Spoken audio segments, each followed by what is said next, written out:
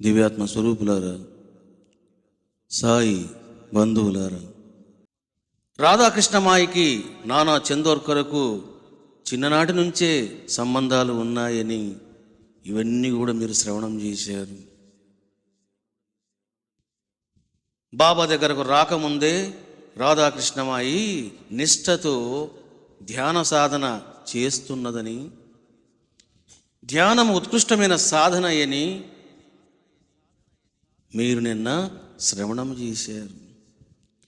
మరి ఇంకా ఏం జరిగింది? నానా చందోర్కరకు బిక్కుబాయికి మధ్యలో కొనసాగినటువంటి సంభాషణ ఏమిటి అనేది ఈరోజు మీరు శ్రవణం చేస్తారు. బాబాయ్ గారు, ఈ సమయంలో అక్క ధ్యానం చేస్తూ ఉంటుంది. ఆమె యొక్క ధ్యానానికి ఎవరు కూడా భంగం కలిగించకూడదు. కాబట్టి మీరు కాసేపు సహనంతో ఉండండి అని చెప్పడం జరిగింది. అప్పుడు నానా చందోర్కరు ఆశ్చర్యపోయాడు. ఏమిటి, ధ్యానం చేస్తుందా అని ఆశ్చర్యపోయాడు నానా చందోర్కర్. ఎందుకంటే నానా చందోర్కర్ కూడా ఒకవైపు వైరాగ్యము, ఇంకొక వైపు బాబా యొక్క సేవ, చింతన, ప్రేమ, స్మరణ వీటిలో ఉన్నాడు. తాను కూడా ధ్యానం చేస్తూ ఉన్నాడు, సాధన చేస్తూ ఉన్నాడు. కాబట్టి అతనికి కుతూహలం కలిగింది, ఏమిటి ధ్యానం చేస్తుందా అని. అప్పుడు చందోర్కరు ఇలా అన్నాడట, అమ్మ బిక్కుబాయ్, రాధాకృష్ణమాయి ధ్యానం చేస్తుంది అన్నావు, ఆమె ఏం ధ్యానిస్తుంది అన్నాడంట. మరి ఏ విధంగా ఆమె ధ్యానం చేస్తుంది, ఏమిటి ఆమె యొక్క సాధనా మార్గము అని అన్నాడంట చందోర్కర్. అప్పుడు బిక్కుబాయి ఇలా చెప్పిందంట, తెల్లవారుజామున లేచి చన్నీళ్ళ స్నానము చేసి ధ్యానములో కూర్చుంటుంది. షీ ఈజ్ ఎక్స్ప్లెయినింగ్ ఏ విధంగా సాధన చేస్తుంది అనేది బిక్కుబాయి చెబుతూ ఉంది. తెల్లవారుజాముని ప్రాతకాలంలో లేచి చల్ల నీళ్ళతో స్నానం చేస్తుంది. శాస్త్రం ఏం చెప్తుందంటే మార్నింగ్ పూట చల్లనీళ్ళతో స్నానం చేయాలంట. కానీ చాలామంది చలికి ఓర్చుకోలేక వేడి నీటితో స్నానం చేస్తారు. దానివల్ల ఏం జరుగుతుందంటే వాళ్లకు ధ్యానం కుదరదు. ఎందుకు అని అంటే దేహానికి మనసుకు అవినాభావ సంబంధం ఉంటుంది. If body is not comfort, the mind will be disturbed. దేహం గనక కంఫర్ట్గా లేకపోతే మనసు డిస్టర్బ్ అవుతుంది. ఎందుకు అంటే దేహము యొక్క ధర్మము, దేహము యొక్క స్వభావము మనసు మీద పడుతుంది. అందువల్ల శాస్త్రం ఏం చెప్తుందంటే ధ్యానం ఎప్పుడు చేయాలి అన్నప్పుడు ఎప్పుడైనా చేసుకోవచ్చు ధ్యానం, కానీ స్పెషల్గా ఎప్పుడు చేయాలి అంటే ప్రాతకాలమున, అంటే సూర్యుడు ఉదయించక ముందు. దాన్ని అరుణోదయ సమయము అని అంటారు. సూర్యుడు ఉదయించక ముందు సంధ్యా సమయములోన, అరుణోదయ సమయములోన ధ్యానం చేయాలి. నెంబర్ 1.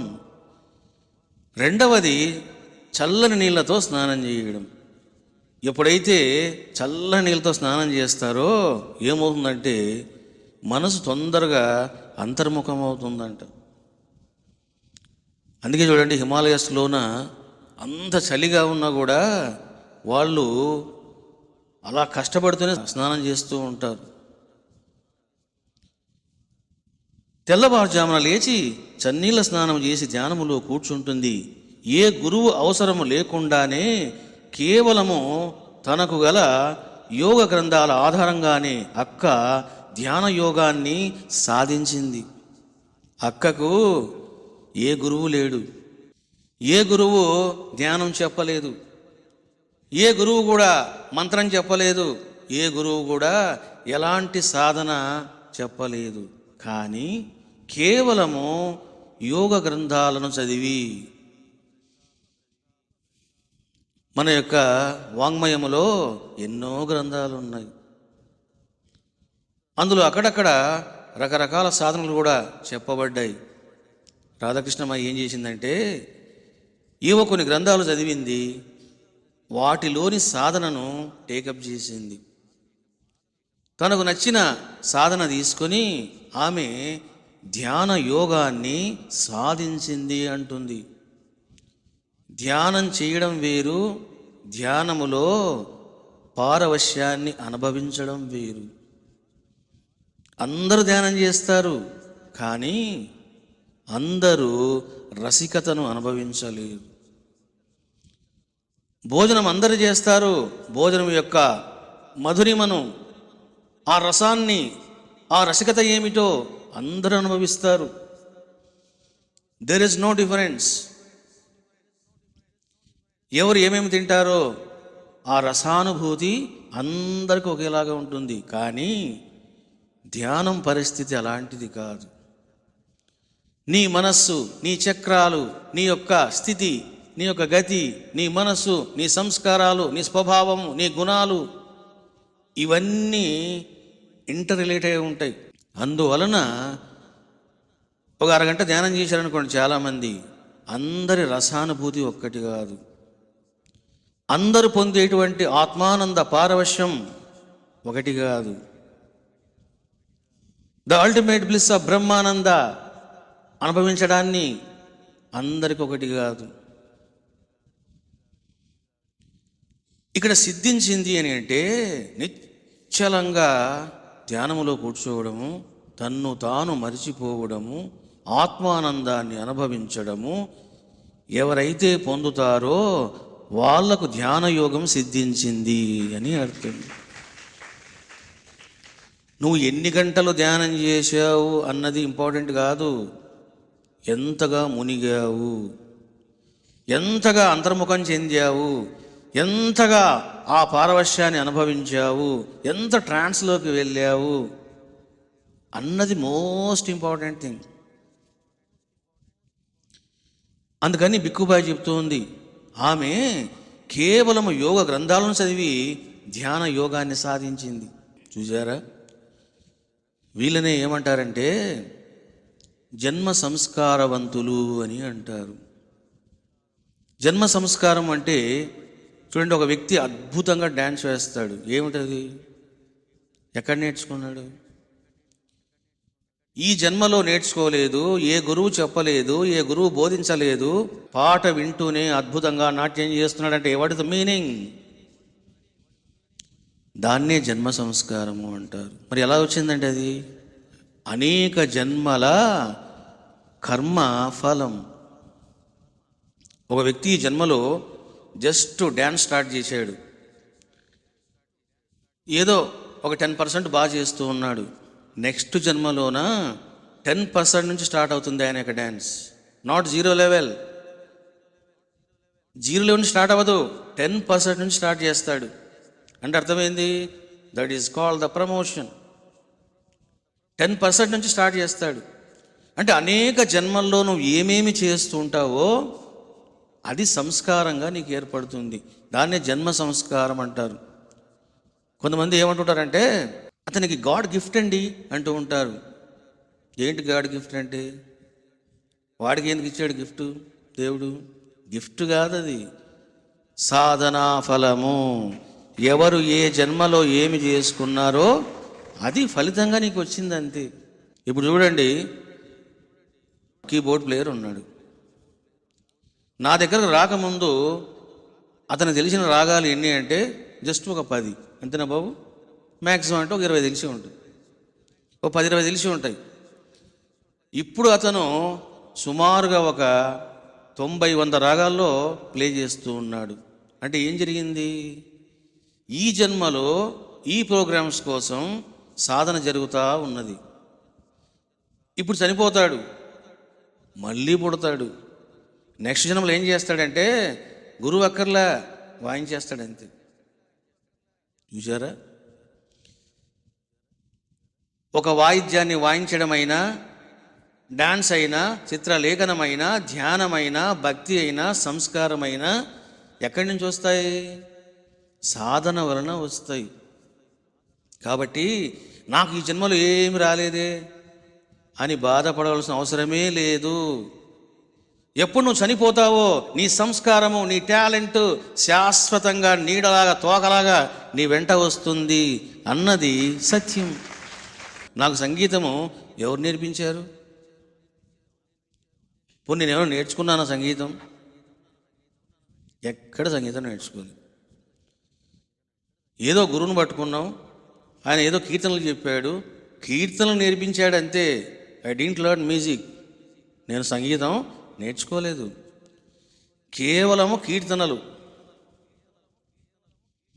మనస ఎటులోతునే అవి నేర్పించేవాడు, మేము పాడేవాళ్ళం. దట్స్ ఆల్, అంతే. అంతేగాని స్వరాలు, వర్ణాలు, రాగాలాపన, స్వరాలాపన, స్వరకల్పన ఇవన్నీ చేయాలవాడు సంగీతం అంటే. మరి ఇవన్నీ నేను చేయలేదు. మరి ఎలా పాడుతూ ఉన్నాను అంటే సంస్కారం. మరి ఎక్కడి నుంచి వచ్చింది అది? జన్మ సంస్కారం. ఈ జన్మలో ఇలా ఉంది, గత జన్మలో నేనేం చేశాను ఎవడికి తెలుసు? తెలియదు. చూసారా? ఇప్పుడు ఈ జన్మలో నేను కూడా అనేక రాగాలు పాడుతూ ఉన్నా. కొన్ని రోజులకు చనిపోతాను. మరి ఏమవుతుంది? మళ్ళీ ఎక్కడో పడతాను, మళ్ళీ పాటలు పాడతాను. మరి ఇది ఆగుతుందా? ఆగదు. ఎందుకు తెలిసిన? బీజం శాశ్వతం. సంస్కారం అనేది అది ఏదైనా సరే మోక్షం పొందే వరకు నీ వెంటబడుతుంది అన్నది సత్యం. ఇప్పుడు ఎందుకు రాధాకృష్ణమ్మాయి చక్కగా ధ్యానం చేస్తుంది అని అంటే, ఇదిగో చూసారా, ఎన్నో జన్మల్లో ధ్యానం చేసింది, ఎన్నో జన్మల్లో కష్టపడింది, ఎన్నో జన్మలలో తపస్సు చేసింది, ఎన్నో జన్మలలో అనుష్ఠానం చేసింది. ఇప్పుడు జస్ట్ బుక్కలా చదవగానే, కళ్ళు మూసుకోగానే మనసు అంతర్ముఖం అవుతుంది, ఈజీగా సమాధిలోకి వెళ్ళిపోతుంది. దీన్ని సాధించింది రాధాకృష్ణమ్మాయి. అంటే at the age of 25 to 26, before coming to the Shirdi, she is doing meditation very well. Baba దగ్గరకు రాకముందే ఆమె అద్భుతంగా ధ్యానం చేస్తూ ఉన్నది, ధ్యానంలో నిలిచిపోతూ ఉన్నది. నేను అనుకోవడము బహుశా ఆమె సమాధి స్థితిలో కూడా వెళ్ళేటువంటి స్థితి ఆమె కలిగి ఉంటుంది. కాబట్టి అనేక జన్మలలో సంస్కారం ఉన్నటువంటి రమణ మహర్షి ఎప్పుడు వెళ్ళాడు సమాధిలోకి? పుట్టుకతో వెళ్ళలేదు. 10వ క్లాస్ ఎగ్జామ్స్ రాశాడు, అక్కడి నుంచి ఇంకా స్టార్ట్ అయ్యింది. తిరువణామలై వెళ్ళిపోయాడు, సమాధిలో నిశ్చలంగా కూర్చున్నాడు. మరి అతనికి ధ్యానం ఎవరు నేర్పించారు? ఏ గురువు చెప్పాడు? ఏ సాధన నేర్చుకున్నాడు? గురువు లేడు, సాధన లేదు. చూశారా? అదేవిధంగా రామకృష్ణ పరమహంస కూడా without help of Guru he got the సమాధి. ఆయన ఆకాశంలో పక్షులు అలా వెళ్తూ ఉంటే చూసి సమాధిలోకి వెళ్ళిపోయాడంట పరమహంస వారు. మరి ఏమిటది? జన్మ సంస్కారం. ఇటువంటి సంస్కారాన్ని నువ్వు తయారు చేసుకోవాలా. చాలామంది ఏమనుకుంటుంటారంటే, నేను ఎన్ని సంవత్సరాలు గురుసేవ చేశానమ్మా, ఆ గురువు నాకు ఏమిచ్చాడు? పోనీ నాకు ఏమొచ్చింది? నాకేమైనా ఆత్మదర్శనం అయిందా? నాకేమైనా కుండలిని జాగ్రత్త కలిగిందా? నాతో ఏమైనా బాబా మాట్లాడా అని నిరుత్సాహంతో మాట్లాడుతూ ఉంటారు. నేను అంటున్నాను, అది సరైనటువంటి అవగాహన కాదు. ఎందుకు? ఎప్పుడు నీవు 10 ఏళ్ళు 5 ఏళ్ళు సేవ చేస్తున్నావో సంస్కారం తయారవుతూ ఉంటుంది. ఇటుకలు పేరుస్తూ పేరుస్తూ పేరుస్తుంటే ఏమవుతుంది? అదో పెద్ద గోడ అవుతుంది. గురుసేవ కూడా అట్లాంటిది. కాబట్టి దీన్ని బట్టి మనకి ఏమర్థమవుతుంది అని అంటే, ఏ విధంగా అయితే గురువు యొక్క సహాయము లేకుండానే రమణ మహర్షి, రామకృష్ణ పరమహంస సహజంగా న్యాచురల్గా ధ్యాన సాంద్రములో మునిగిపోయారో, రాధాకృష్ణమాయ కూడా ఆ విధంగా గురువు లేకుండా, సాధన లేకుండా ధ్యాన సాగరములో మునిగిపోయింది అన్నది సత్యం. దీన్ని బట్టి మనం ఏం అర్థం చేసుకోవచ్చు అని అంటే, ఈమె కూడా ఉత్తమ సాధకురాలు, యోగ భ్రష్టురాలు అని మనము అర్థం చేసుకోవచ్చు. మరి ఇటువంటి సంస్కారము మాకెలా వస్తుందండి అని అంటే, చేసేది చెయ్యాలి, ఏమి చెయ్యాలో తెలుసుకోవాలి. చూడండి, చాలామంది చేసేటువంటి మిస్టేక్ ఏంటంటే, ఏదో పొద్దున్నే లెగడం, పూజ చేయడం, స్తోత్రం చేయడం, కాసేపు పుస్తకం చదవడం, అయిపోయింది. ఇంకా మళ్ళీ సాయంత్రం రావడం, మళ్ళీ ఏదో పూజ చేయడం, దీపారాధన చేయడం, అయిపోయింది. దీనివల్ల నీకు దమ్మిడి ప్రయోజనం లేదు. ప్రయోజనం ఉంటుంది, ఎంత కొంత. ఇంకొంతమంది ఏం చేస్తుంటారంటే, ఊరుకూరుకనే ఇగో టెంపుల్స్కి వెళ్తూ ఉంటారు, ఏదో టెంపుల్ పట్టుకుంటారు, దానికి వెళ్తూ ఉంటారు, సాధనలు చేస్తూ ఉంటారు. మరి దానివల్ల ఏమైనా ప్రయోజనం ఉందా అంటే, స్వల్పమేవ అల్పమేవ. దాని ప్రయోజనం ఎంత? స్వల్పము, అల్పము. మరి ఏం చేయాలి? నీవు సాధన చెయ్యాలి, అనుష్ఠానం చెయ్యాలి. ఒక్క మాటలు చెప్పాలంటే ధ్యానం చక్కగా చెయ్యాలి. కాబట్టి దీన్ని మనం తయారు చేసుకోవాలా. నువ్వు టెంపుల్కి వెళ్తున్నావా లేదా? Leave all the things. దేవాలయానికి వెళ్ళడము, పూజలు చేయడము, ఇవన్నీ కూడా ఇదిగో సాధారణ భక్తులు చేసేటువంటిది. నీవు చేయవలసింది ఆత్మారాధన చేయాలి, గురుసేవ చేయాలి. అప్పుడే నువ్వు లోపలికి వెళ్తావు. అందుకే చూడండి, వేమన ఇక్కడ చక్కగా చెబుతాడు, ఆనందభైరవి.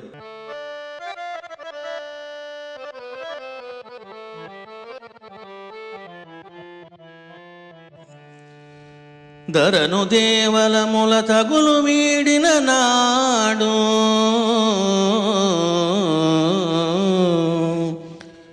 తనువు గుడిగా చేసి తన్ను నిలిపి, లోకబుద్ధి విడిచి లోజూపు చూడరా, విశ్వదాభిరామ వినురవేమ. ఆ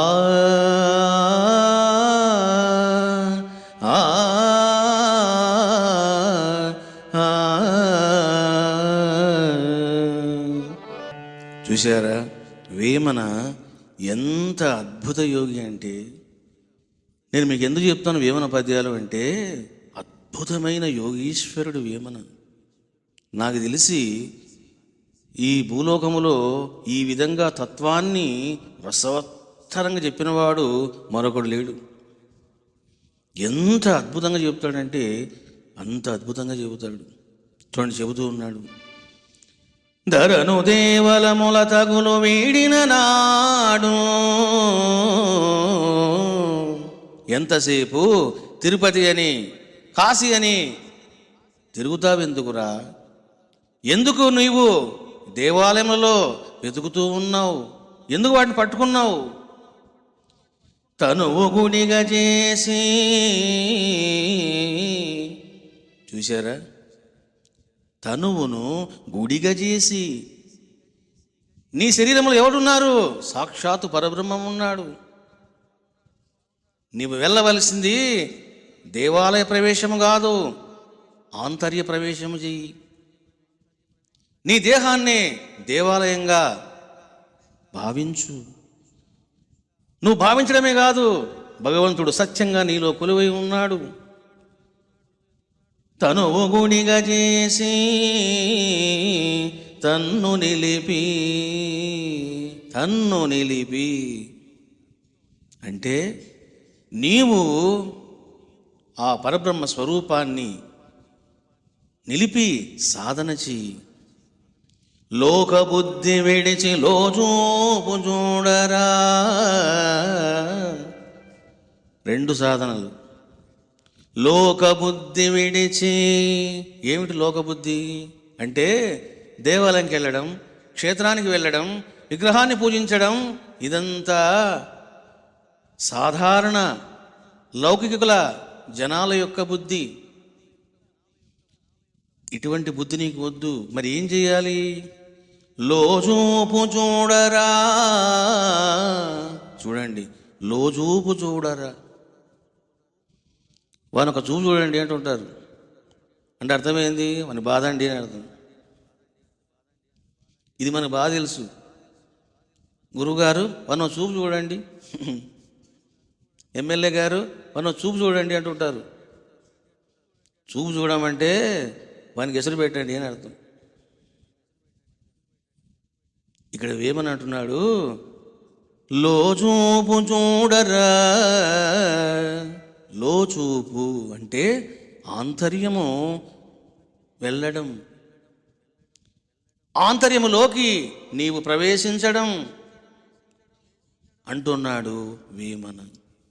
కాబట్టి ఎందుకు నీవు ఆధ్యాత్మికంగా ఎదగడం లేదు అని అంటే, ఇదిగో పూజలు చేయాలి. ఎంత చేయాలి? జస్ట్ 5%. గ్రంథాలు చదవండి, ఎంత? 5% చాలు, అంతే. 90% ఇంకా ధ్యానం చేయాలి. ఇది తెలుసుకోండి. ఐఎమ్ నాట్ ఎలిమినేటింగ్ పూజ, జప, స్తోత్ర, పారాయణ. నేను వీటిని ఖండించడం లేదు. చెయ్యండి, తప్పు లేదు. ఎంత చేయాలో అంత చేయాలంతే. ఇప్పుడు చూడండి, నేను వచ్చాను, వచ్చి ఏం చేశాను? దండం పెట్టాను, దీపం వెలిగించాను, అగరత్తులు వెలిగించాను, పూలు చల్లాను, కూర్చున్నాను. ఇంక నేను కూర్చొని యజ్వాహ స్వాహ నారాయణ యజ్వాహ, వాడు కాఫీ స్వాహ ఉందా? ఎందుకు ఈ గోల? సింపుల్గా ఉండాల. పొద్దున్న లెగండి, ఊరికి ఆ ఫోటోలు తొడవడము, అలసిపోవడము. అమ్మా, ఈ దేవుని కరుణే లేదే. దేవుడి కరుణ ఉంది, నీకు బుద్ధి లేదు. ఊరికి అలసిపోకండి. పూజ సింపుల్గా ఉండాలి. ఇప్పుడు అభిషేకం చేస్తారనుకోండి, సింపుల్ చేయండి, చాలా, అంతే. ఏం చేస్తారంటే అలసిపోతుంటారు. ఇంకా అలసిపోయి ఇంకా ధ్యానం వద్దులే అమ్మా, మాకు ఏం చేసేది. చూసారా? ఈ రకంగా 10% ఏదైనా చేసుకోండి, మీ ఇష్టం. 90% ధ్యానం ఉండాలి. కాబట్టి బిక్కుబాయి ఇంకా చెబుతూ ఉన్నది, చక్కగా చిరుతలు వాయిస్తూ పండరీనాథ కీర్తనలు పాడుతుంది. బాబాయ్ గారు చిరుతలు వాయిస్తూ, మన రాయలసీమలో, తెలంగాణలో, కోస్తాలో ఈ చిరుతలు వాయించే తక్కువ. మహారాష్ట్రలో బాగా వాయిస్తారు. చిరుతలు ఫేమస్ ఇక్కడ అంతా. ఎప్పుడైనా పండరీపురం పోతే కొనుక్కోండి మీరు కూడా. చిరుతలు బాగా లభిస్తాయి, బాగుంటాయి కూడా అవి. చక్కగా చిరుతలు వాయిస్తూ పండరీనాథ కీర్తనలు పాడుతుంది. ఎలా పాడుతుందంట? చక్కగా కూర్చొని. ఎందుకు చిరుతలు వాయిస్తారు అంటే, దట్ ఈస్ బ్యాలెన్సింగ్ ఆఫ్ తాళం వేస్తూ ఉంటారు. పాట పాడేటప్పుడు భజనలోన, మరి భజన చేయాలంటే ఏం కావాలా? తబల కావాలా, హార్మోనియం కావాలా, ఇవన్నీ కావాలి. మరి ఆమె దగ్గర అక్కడ అవన్నీ లేవు. అందుకని ఆమె ఏం చేస్తుంది? చిరుతలు పట్టుకుంది. చిరుతలు పట్టుకుంటే ఏమొస్తుందంటే తాళం వస్తుంది. ఆ తాళంతో వాళ్ళు ఆ విధంగా భజన చేస్తారు. అందువల్ల రాధాకృష్ణమాయి చిరుతలు ధరించి చక్కగా పాటలు పాడేదంట. వంట చేసుకొని దైవ నివేదన చేసి సద్గ్రంథాలు చదువుతుంది. మరి ఎంతసేపు ధ్యానమే చేస్తుందా? లేదు. ఇగో మళ్ళీ భోజనం తినాలి కదా, వంట చేస్తుంది, దైవ నివేదన చేస్తుంది. చూడండి, జీవితంలో అడుగడుగున సాధనలు ఉంటాయి. నువ్వు భోజనం తినాలి, నీకు భోజనం కావాలి, వండుకోవాలి, అది తప్పదు కదా. అదే భోజనాన్ని కనుక నువ్వు నివేదన చేస్తున్నావు అనుకో, నువ్వు పడిన కష్టమంతా కూడా సాధన అవుతుంది అనేది నువ్వు తెలుసుకోవాలి. ఇప్పుడు చూడండి, మనకు ఏదైనా పండగ వచ్చిందనుకోండి, ఈ ఐటమ్స్ చేస్తే బాగుంటుంది అని మనము అనుకుంటాం. దేన్ని బట్టి? అది మన టేస్ట్ను బట్టి.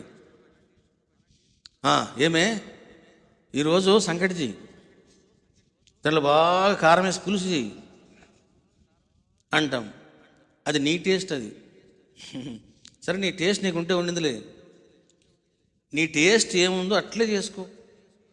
నువ్వేం చేయాలంటే, ఇదిగో ఆ సంకటి చెయ్యి, చక్కగా కూర చెయ్యి, ఆ పరమాత్మకు నివేదించు అని ఒక్క మాట అన్నావు అనుకో, నువ్వు తిన్నది అన్నం కాదు, ప్రసాదం అవుతుంది. అంత భావమే. ఈ ప్రపంచమంతా ఏమిటయ్యా అంటే భావం. కాబట్టి భోజనం చేసుకోవడం మనకు అవసరం.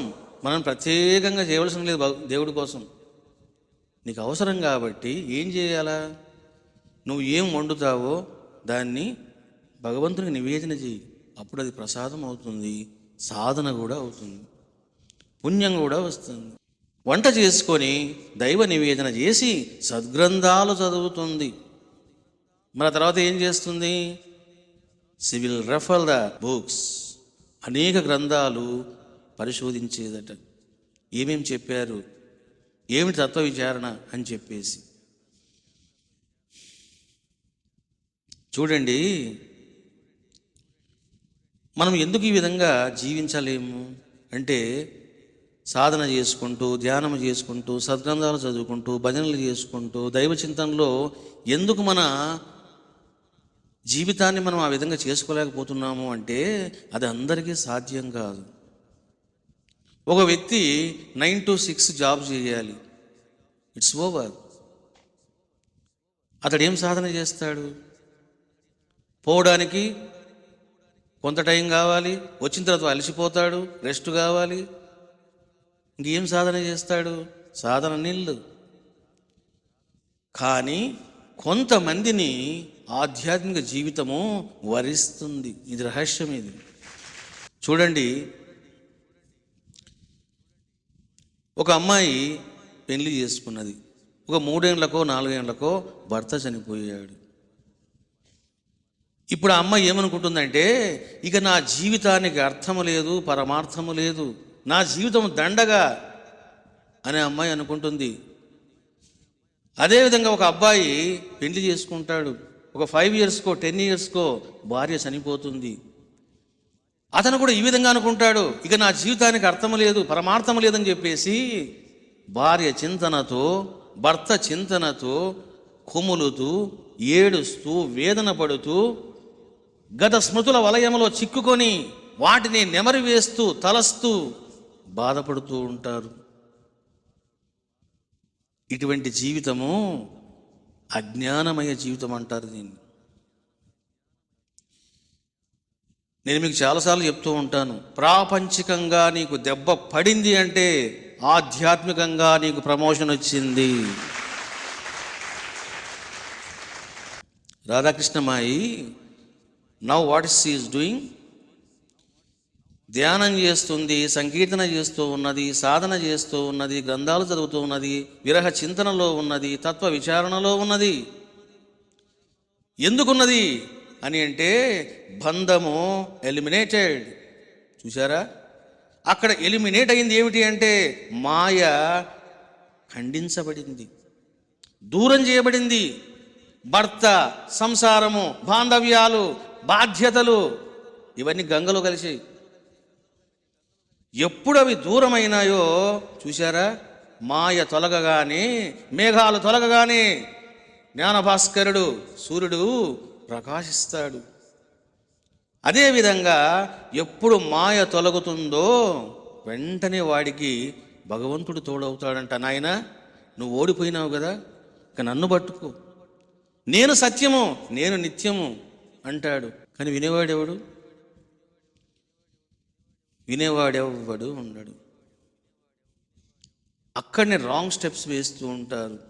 ఓకే, నా జీవితంలో నాకు ఇలా జరిగింది, ఇక నేను నా జీవితాన్ని దైవమయం చేసుకుంటాను, సాధనామయం చేసుకుంటాను అని తెలుసుకోవాలా. నాకు ఇలా జరిగిందే, ఇలా ఎందుకు జరిగింది, నన్ను చూసి అవహేళన చేస్తూ ఉన్నారు, అవమానం చేస్తూ ఉన్నారు అని చాలామంది అనుకుంటూ ఉంటారు. ఇది సరైనటువంటి అవగాహన కాదు. ప్రాపంచిక వ్యక్తులు నిన్ను చూసి ఏమనుకున్నా వాటిని నీవు ఉపేక్షించు. వాళ్ళ గురించి నువ్వు పట్టించుకోవాల్సిన అవసరము నీకు అసలే లేదు. ఎందుకంటే అది అజ్ఞానమయ జీవితం, మోహమయ జీవితం, మాయామయ జీవితం. నీకు లభించింది ఏమిటి? జ్ఞానమయ జీవితం లభించింది, మోక్షమయ జీవితం లభించింది. చూశారా? ఒక మంచి సన్నివేశం మీకు చెప్తాను. షిరిడి సాయి అనుగ్రహ పీఠంలోన ఒక అమ్మాయి ఉంటుంది. ఆ అమ్మాయి వయసు ఎంత? జస్ట్ 30 years ఉండొచ్చు, అంతే. 28 to 30 years ఉంటాయి. ఇప్పుడు రాధాకృష్ణమ్మాయి ఏ పరిస్థితిలో ఉందో అదే పరిస్థితిలో ఆ అమ్మాయి కూడా ఉంది. వివాహం చేసుకున్నది చిన్న వయసులోనే. మ్యారేజ్ అయినటువంటి జస్ట్ 3 monthsకే సపరేట్ అయ్యారు కొన్ని కారణాల వలన. ఆ అమ్మాయి వచ్చి ఇంట్లో ఉంది, ఆ అబ్బాయి ఎక్కడికో వెళ్ళిపోయాడు. ఈ అమ్మాయి కొములుతూ ఉందే కానీ ఎలాంటి సాధన ఇవన్నీ ఏమీ లేదు. పేరెంట్స్ కూడా బాధపడుతూ ఉన్నారు. ఇక ఈ జీవితము వ్యర్థము అని అమ్మాయి కూడా అనుకున్నది. హైదరాబాదులోన దర్శనాలు జరుగుతూ ఉన్నాయి. అప్పుడు తల్లి, తండ్రి, బిడ్డ ముగ్గురు వచ్చారు. నన్ను చూడగానే ఆ అమ్మాయి విపరీతంగా ఏడ్చింది. సరే, అపాయింట్మెంట్ ఇచ్చాము. ఆ అమ్మాయి వచ్చి మాట్లాడింది. వాళ్ళ పేరెంట్స్ కూడా వచ్చారు. విషయం మొత్తం చెప్పింది. మరి నువ్వు డైవర్స్ తీసుకోలేదా అమ్మాయి అన్నాను. అప్పుడు ఆ అమ్మాయి అంది, నేను తీసుకోలేదు స్వామి, అతను ఇవ్వడం లేదు అన్నాడు. పోనీ నీకేమైనా డబ్బులు ఇస్తున్నాడా మంత్లీ అన్నాను. అది కూడా లేదు స్వామి అన్నాడు. సరే, వాడి పేరు చెప్పు అన్నాను. పేరు చెప్పింది. నేను చేయవలసింది చేశాను. ఎగ్జాక్ట్గా 1 month తర్వాత ఆ అబ్బాయి యొక్క తల్లిదండ్రి స్వయంగా అమ్మాయి ఇంటికి వెళ్ళారు. మీరు ఏమనుకోవద్దు, ఎందుకో ఏదో మాకు జరిగింది, ఇంకా అవన్నీ మీకు నేను చెప్పలేము. కాబట్టి 8 లక్షల రూపాయలు ఆనాడు మీరు కట్నంగా ఇచ్చారు మాకు. ఇదిగో మీ 8 లక్షలు తీసేసుకోండి, మీ బంగారు మీరు తీసేసుకోండి, ఇక డైవర్సు తీసేసుకుందాం మ్యూచువల్గా అని చెప్పేసి డబ్బులు ఇచ్చారు, బంగారు ఇచ్చారు. మ్యూచువల్ అండర్స్టాండింగ్గా ఒప్పుకొని వాళ్ళు వెళ్ళిపోయారు. పేరెంట్స్ చాలా ఆశ్చర్యపోయినారు. ఏమిటిది? ఎన్నో సంవత్సరాలు పట్టించుకున్నటువంటి వ్యక్తులు వచ్చి స్వయంగా ఈ విధంగా చేశారే అని చెప్పేసి వాళ్ళు ఆనందపడ్డారు. ఆ డబ్బులు ముట్టిన తర్వాత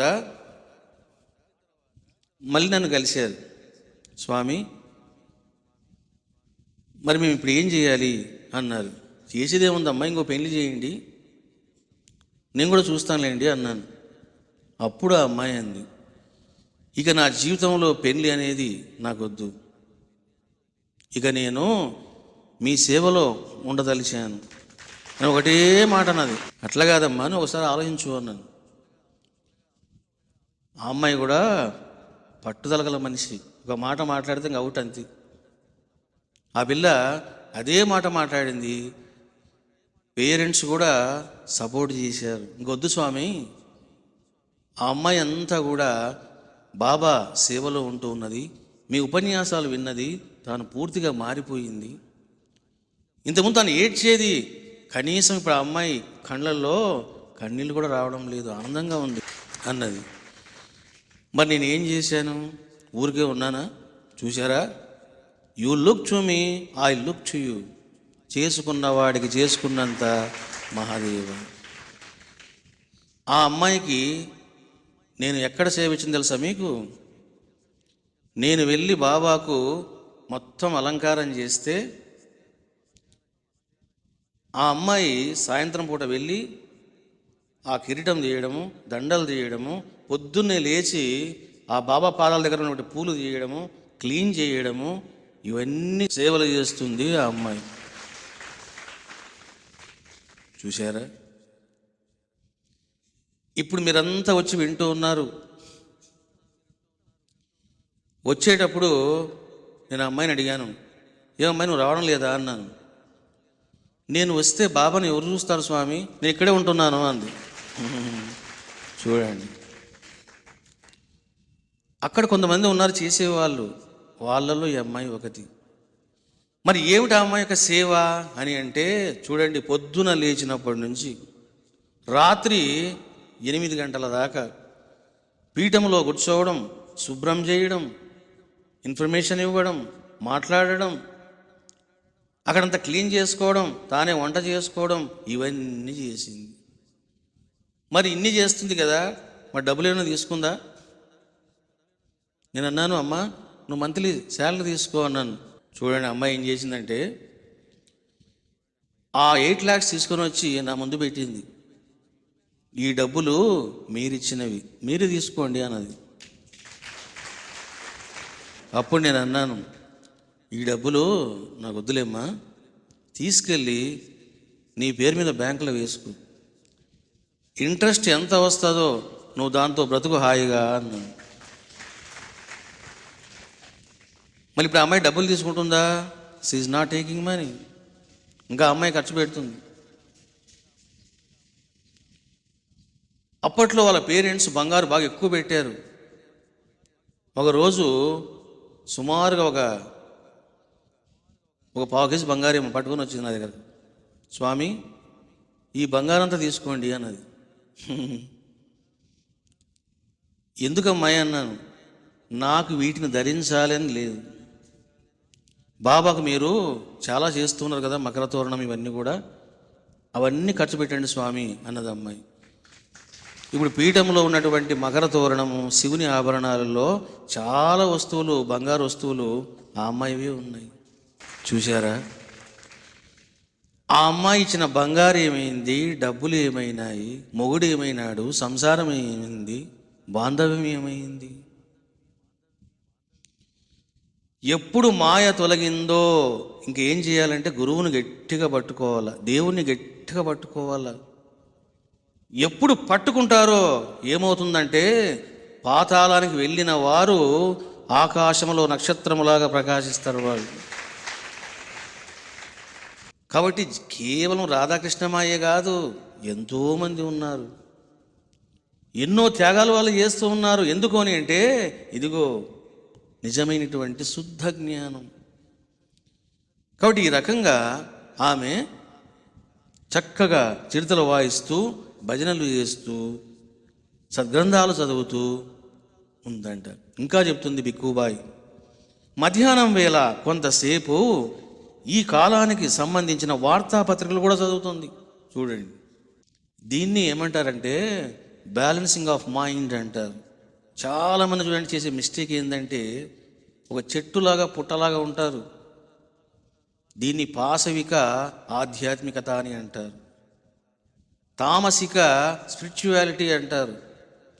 ఎప్పుడు సాధకుడు ఎలా ఉండాలి అంటే మైండ్ను బ్యాలెన్స్ చేస్తూ ఉండాలి. ఇప్పుడు చూడండి, ఓ 2 గంటలు నువ్వు బాగా ధ్యానం చేసావు, ఇప్పుడు ఏం చేయాలి? చేంజ్ ఓవర్ ఇవ్వాలి. చేంజ్ ఓవర్ ఇచ్చినప్పుడు ఏమవుతుందంటే నువ్వు మళ్ళీ ఇంకా ఎక్కువ బాగా చేయగలుగుతావు. అది ఇప్పుడు చూడండి, మనం పప్పన్నం తింటాం, పప్పన్నమే తింటామా? పప్పు తిన్న తర్వాత సాంబార్ ఏవయ్యా అంటాం, వాడు ఇంక ఎక్కువ తింటాడు. రసం ఏవయ్యా, పెరుగు ఏవయ్యా అంటాడు. చూసారా? అంటే భోజనములో ఏ విధంగా అయితే చేంజ్ ఓవర్స్ చాలా ఉన్నాయి. ఇంకొంతమంది చాలా పెట్టుకుంటూ ఉంటారు, ఒక 10 పెట్టుకుంటారు. అంటే ఒక్కొక్క చేంజ్ ఓవర్లో వాడు ఆనందంగా తింటూ ఉంటాడు. అంతేగాని కేవలం అన్నము పప్పు నీ ముందు పెట్టారనుకోండి, నువ్వు తింటావా? కాసేపు తింటావు, ఇంకా చాలే అంటావు. జీవితము కూడా ఇదిగో భోజనం లాంటిదే. నువ్వు ధ్యానం చేయాలి.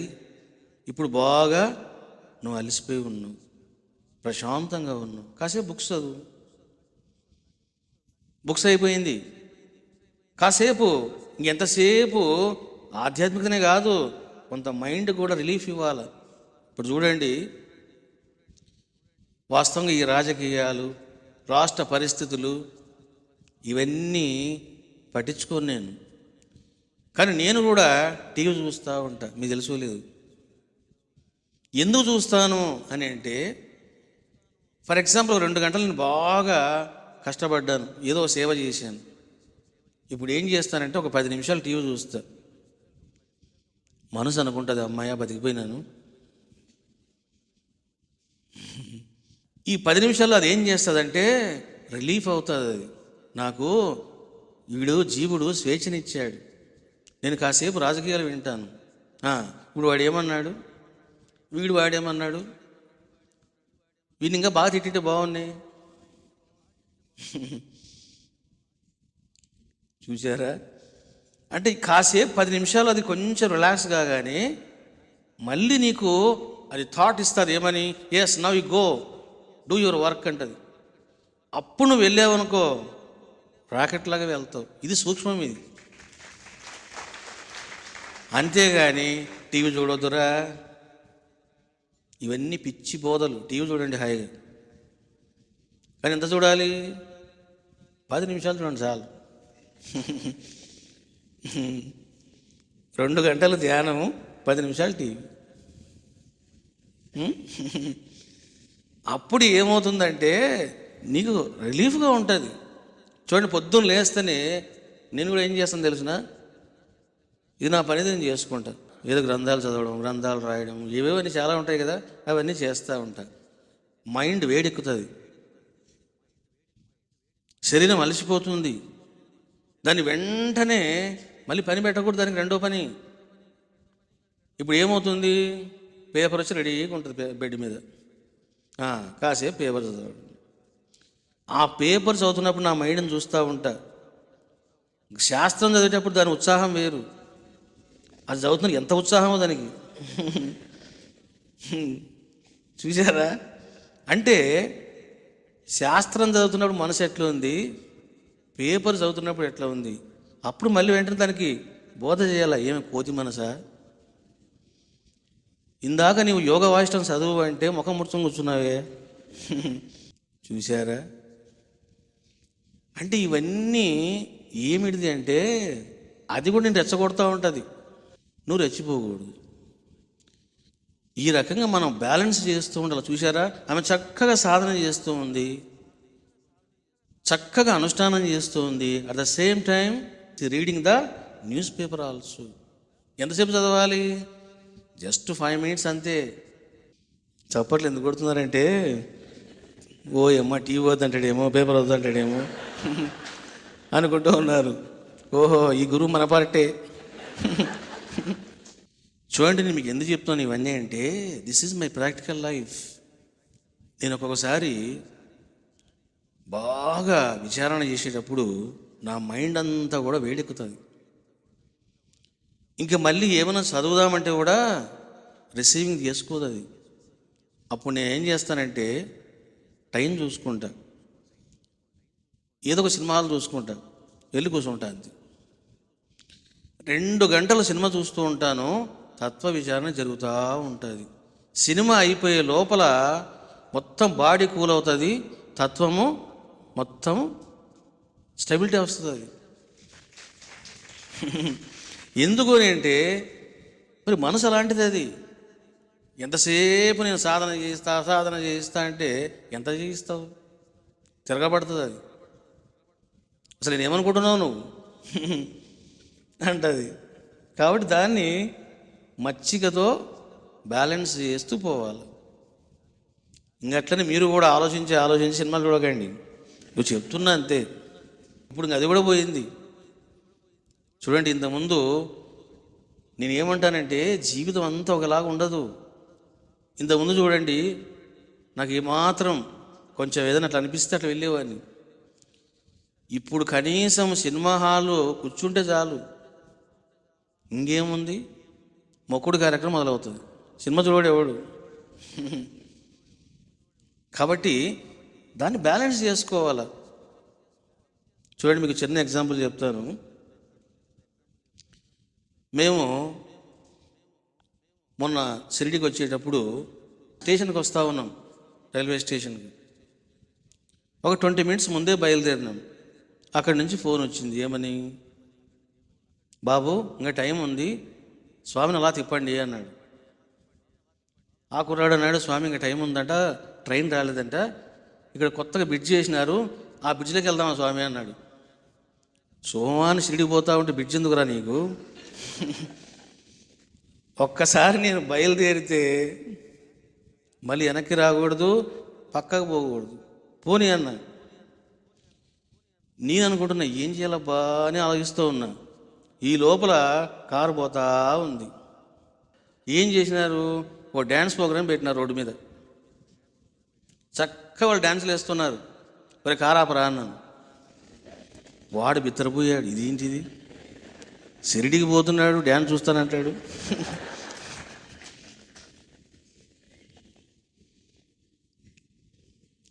భవానీ శివాని కారాపేనైనా నేను కూడా చూస్తాను.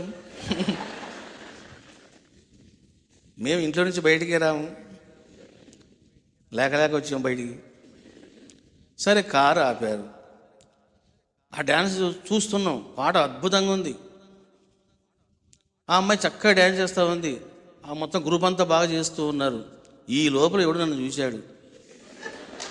ఒరే రమణానంద స్వామి రా అన్నారు.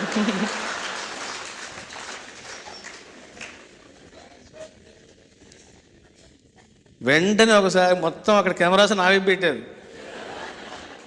రోడ్డు మీద డ్యాన్స్ ప్రోగ్రాం చూస్తున్న రమణానంద మహర్షి. షిరిడి ప్రయాణము మధ్యలో డ్యాన్స్ ప్రోగ్రాం చూసారా? అంటే నేను అంటున్నాను, వాళ్ళు డ్యాన్స్ చేస్తున్నారు, నీకు టైం ఉంది, కూర్చొని ఆగి చూడవయ్యా, ఏంటి రోగం? అట్లా చూడకూడదండి. ఎవడు చెప్పాడండి? కాబట్టి జీవితాన్ని బ్యాలెన్స్ చేసుకోవాలా. ఇక బిక్కుబాయి చెప్తా ఉంది, మరలా మధ్యాహ్నము ధ్యానము, సాయంత్రం ధ్యానం చేస్తుంది. చూడండి, ఇంకేమి ఒకటే సాధనే. కాసేపు వార్తాపత్రికలు చదువుతుంది, అవి పక్కన వాడేస్తుందంట. మరలా మధ్యాహ్నము ధ్యానము, సాయంత్రము ధ్యానము చేస్తుంది. మధ్యాహ్నం పూట చాలామంది ఏం చేస్తారు? కమ్మగా తిని నిద్రపోతారు హాయిగా, ఎందుకు వచ్చిందని. సాయంత్రం కానీ ఏం చేస్తారు? తిన్నది అరగడం కోసం వాకింగ్ చేస్తారు. రాధాకృష్ణమాయి అట్లా చేయడం లేదు. మధ్యాహ్నము సాయంత్రం కూడా ధ్యానం చేస్తుందంట. చూశారా? అంటే నేను అంటున్నాను, పోనీ సాయంత్రం ధ్యానం చేస్తుంది అంటే ఓకే, మార్నింగ్ ధ్యానం చేస్తుంది అది కూడా ఓకే. నేను అంటున్నా మధ్యాహ్నం పూట కూడా చేస్తుంది అంటే అర్థం ఏమిటో తెలిసిన? She is very sincere about meditation. ఆమె యొక్క తపోదీక్ష అద్భుతం, అసామాన్యం అని అర్థం. ఎందుకంటే మార్నింగ్ ధ్యానం చేస్తూ ఉంది, తాను ఎంతో అలసిపోయి ఉంటుంది. ఇక మధ్యాహ్నం పూట కాసేపు ఆమె పండుకోవచ్చు, నిద్రపోవచ్చు, మళ్ళీ సాయంత్రం లేచి సాధన చేసుకోవచ్చు. కానీ రాధాకృష్ణమయ్య అలా చేయడం లేదు. మధ్యాహ్నం కూడా నిద్రపోకుండా తాను ధ్యానం చేస్తూ ఉందట, సాయంత్రం కూడా ధ్యానం చేసేదట. ఈ రకంగా ఆమె యొక్క ధ్యాన నిష్ట ఏమిటో, సాధన నిరతి ఏమిటో మనం అర్థం చేసుకున్నాం. ఆమె యొక్క పట్టుదల నెంబర్ 1, ఆమె యొక్క జ్ఞాపక శక్తి నెంబర్ 2, ఆమె యొక్క సునిశ్చిత బుద్ధి నెంబర్ 3, ఆమె యొక్క మనోధైర్యం నెంబర్ 4, నెంబర్ 5, ఆమె యొక్క సాధన నిరతి. మహాత్ముల యొక్క జీవితాలు ఏ విధంగా శ్రవణం చేయాలి అని అంటే, అడుగడుగున నీవు నేర్చుకుంటూ ఉండాలి, నీవు కూడా వాళ్ళలాగా చేయడానికి ప్రయత్నం చేయాలి. బిక్కుబాయి ఇంకా ఇలా చెబుతూ ఉన్నది, రాధాకృష్ణమ్మాయి తులసి పూసల మాల ధరిస్తుంది బాబాయ్ గారు. ఆమె చక్కగా ధ్యానము చేస్తుంది. మరి సాంప్రదాయబద్ధంగా తాను ఏ విధంగా ఉంటుంది? ఆమె ఒక విధవరాలు. మరి ఏ విధంగా తాను ఉంటుంది అనే విషయం కూడా బిక్కుబాయి చెప్తూ ఉన్నది. రాధాకృష్ణమాయి తులసి పూసల మాల ధరిస్తుంది. తులసి పూసలు, రుద్రాక్షలు, ఈ రెండు ఒక ప్రత్యేకత కలిగి ఉన్నాయి. రుద్రాక్షలు ఏమిటి అంటే శివ ప్రీతికరం, అంటే శివుని యొక్క ప్రీతి కోసము, శివుని యొక్క అనుగ్రహం కోసము శివభక్తులు రుద్రాక్షలు ధరిస్తారు. వైష్ణవులు విష్ణు ప్రీతి కోసం తులసి పూసలు ధరిస్తారు. తులసి మాల, తులసి పూసలు ఇవన్నీ వైష్ణవ ప్రీతి కోసం చేసేటువంటి సాధనలు. తులసి పూసల మాల ధరిస్తుంది, తెల్లని వస్త్రాలు ధరించి ముసుగు వేసుకుంటుంది. మరి ఎప్పుడైనా ఇంట్లోన తాను వేరే కలర్స్ వాడుతుందా అంటే వాడదంట. బయట ఒకటి, లోపల ఒకటి, ఇటువంటిది ఆమె జీవితంలో లేదు. బయట ఎలా ఉంటూ ఉన్నదో లోపల కూడా అదే విధంగా ఉంటూ ఉన్నదంట. బాబాయ్ గారు ఆమె ఇంట్లో ఉన్నప్పుడు కూడా ఎలాంటి రంగుల చీరలు కట్టేది కాదు, తెల్లని వస్త్రాలే ధరించేది. ఎలాంటి ఆభరణాలు ఆమె ధరించేది కాదు, సిల్వరు, గోల్డ్ ఇవన్నీ ధరించేది కాదు. కేవలము తులసి పూసల మాల మాత్రమే తాను ధరించేది. ముసుగు వేసుకుంటుంది. చూడండి, ఈ ముసుగు వేసుకోవడం అనేది మన ఆంధ్రలో, మన సాంప్రదాయంలో ఇది లేదు. ముసుగు వేసుకోవడం అనేది ఎక్కువగా మీకు north Indians, Marathi people, Hindi వాళ్ళు ఈ ముసుగు వేసినటువంటి సాంప్రదాయం వాళ్ళకి చాలా ఎక్కువగా ఉంది. వాళ్ళ దృష్టిలో ముసుగు లేకుండా కనుక ఎవరైనా కనిపించారా పెద్ద అపరాధం, అది పెద్ద నేరం. అది ఎవరైనా స్త్రీ బొట్టు పెట్టుకోకుండా వచ్చారనుకోండి, అది ఎంతటి అపరాధమో ఆ విధంగా ముసుగు లేకుండా ఉండడం అనేది వాళ్ళకు చాలా అభ్యంతరకరం. అందువలన వాళ్ళ యొక్క సాంప్రదాయాన్ని చాలా కఠినంగా ఆచరించేదంట రాధాకృష్ణమ్మ. ఎప్పుడు కూడా ఇంట్లో ఉన్నప్పుడు కూడా తాను ముసుగు ధరించేదట. సాంప్రదాయమును తూచా తప్పకుండా ఆచరిస్తుంది. సాంప్రదాయం ఏదైతే చెప్పబడిందో దాన్ని కఠిన వైఖరితో ఆమె ఆచరిస్తుంది. ఇక ఏ విషయంలో కూడా ఆమె కాంప్రమైజ్ కాదు అని బిక్కుబాయి చెప్పడం జరిగింది. ఇక్కడ నుంచి ఇక బిక్కుబాయి ఆమె యొక్క ధైర్యం ఏమిటో, నిర్భయత్వం ఏమిటో, ఆమె స్వభావం ఏమిటో చెప్పడం జరిగింది. నానా చందోర్కర్ బిక్కుబాయిని అడిగాడు, అమ్మ మరి రాధాకృష్ణమాయి యొక్క స్వభావం ఏమిటి? ఆమె భయపడుతుందా, నిర్భయంగా ఉంటుందా, ధైర్యంగా ఉంటుందా, లేక మామూలుగా ఉంటుందా అని ప్రశ్నించినప్పుడు బిక్కుబాయి చూడండి ఇలా చెబుతూ ఉన్నది, సాంప్రదాయాల ముసుగులో కపటము, స్వార్థం మాత్రం అక్క అస్సలు సహించలేదు, తిరగబడుతుంది. చూడండి, సాంప్రదాయాల ముసుగులో కపటము, స్వార్థము మాత్రము అక్క అసలు సహించలేదు, తిరగబడుతుంది. ఎంతటి వారినైనా నిలదీసి అడుగుతుంది.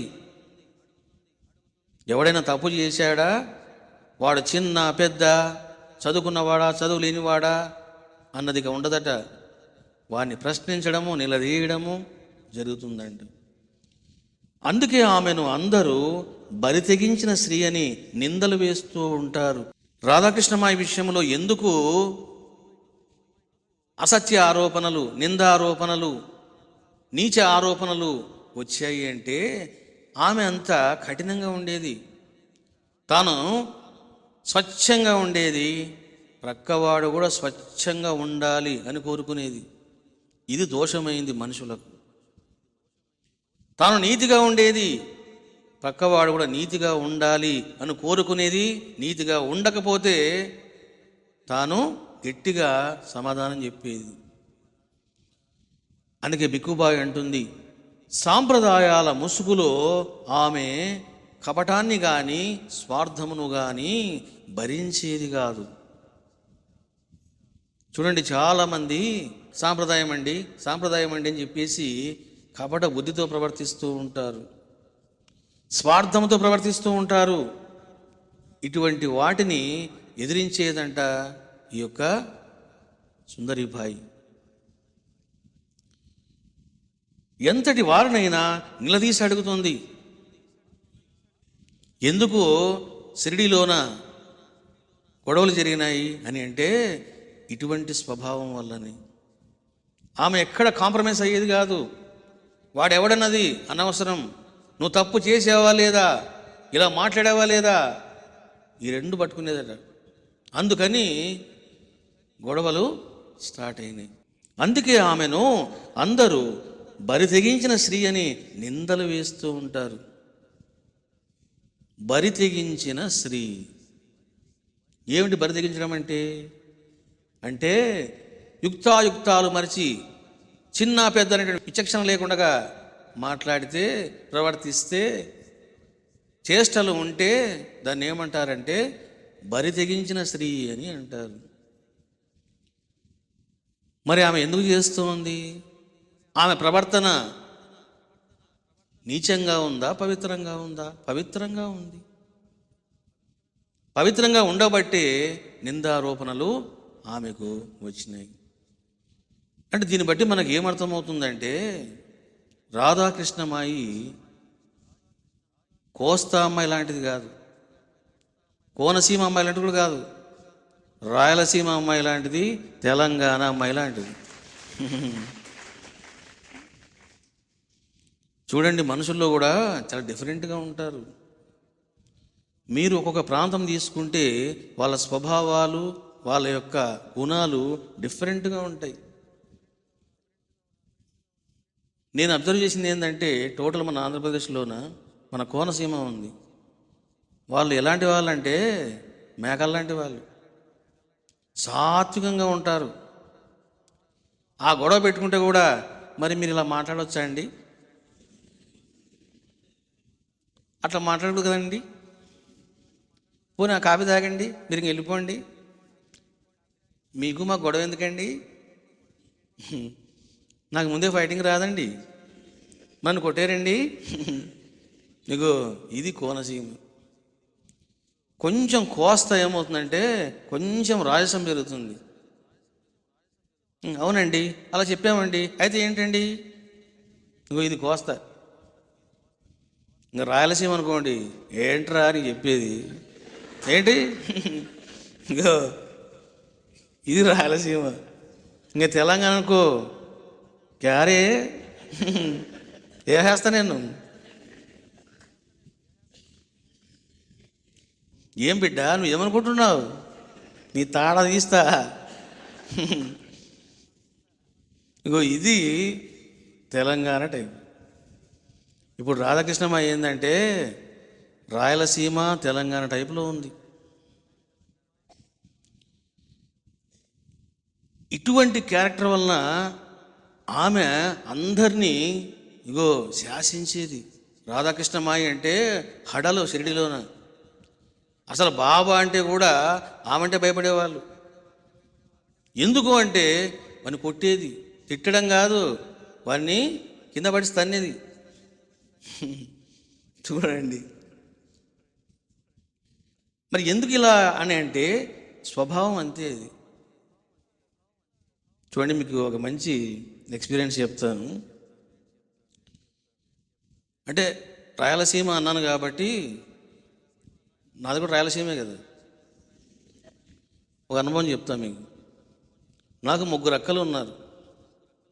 అల్లమ్మ, సుబ్బమ్మ, కళావతి, 3 అక్కలు. అల్లమ్మ అందరికంటే పెద్ద ఆమె, నేను అందరికంటే చిన్నోని. ఒకసారి కర్నూలులోన ఒక షాపులో వెళ్ళాం. ఆ షాపుకి వెళ్ళినప్పుడు వాడేం చేసి కొంచెం ర్యాష్గా మాట్లాడాడు. మరి ర్యాష్గా మాట్లాడితే మామూలుగా ఏం చేస్తారు, కొంచెం తిడతారు, కఠినంగా మాట్లాడతారు. మా పెద్దకి ఏం చేసింది, వాడి దగ్గరికి వెళ్ళింది, వాడిని కింద పడి తంతా ఉంది.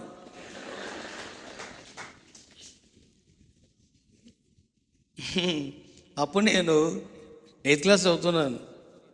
నాతో పాటు మా వదినలు, మా అన్నలు ఉన్నారు. ఒరే అక్క తంతుందిరా, పదండ్రా అని చెప్పేసి అక్కడికి వెళ్ళాము. ఇంకేముంది, వాడిని ఫుట్బాల్ ఆడుతూ ఉంది. మా అన్న వాళ్ళు ఇలా చూస్తున్నారు, అంటే ఇంక ఎవడైనా వస్తే వాళ్ళ ముందు అందామని. చూడండి, వాడిని దంతా ఉంటే ఆపొచ్చు కదా. వీళ్ళేం చేస్తున్నారు, ఇంకెవడైనా వస్తాడా, రే చూడండి రా. అప్పుడు నేను 8th క్లాసు, నేను మా అక్క దగ్గరికి వెళ్ళాను. అక్క ఏమిటా తన్నడం, పోని తిట్టు నువ్వు పోని అన్నాను. ఆమె కోపాన్ని నిగ్రహించలోకి నన్ను కూడా తన్నింది. నేను ఓయమ్మ అనుకున్నా, ఇది ఏమి రౌద్రము, నన్ను కూడా తన్నింది. అప్పుడు మా అన్నయ్య అన్నాడు, అందుకేరా నువ్వు ఊరుకోవాలి. ఏమనుకుంటున్నావు నువ్వు అక్క అంటే? ఎందుకంటే అతను కూడా పడతాయి ఇప్పుడు.